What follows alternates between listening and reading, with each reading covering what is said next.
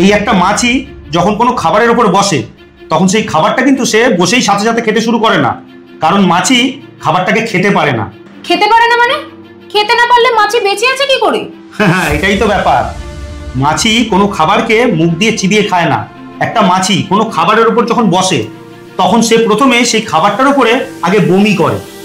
এই মাছির মুখ থেকে একটা লিকুইড রাসায়নিক নির্গত হয়, যেটা মাছি খাবারের উপরে প্রথমে ফেলে। তারপরে সেই খাবারটাকে ওই লিকুইড দিয়ে আগে নরম করে তরল বানায়।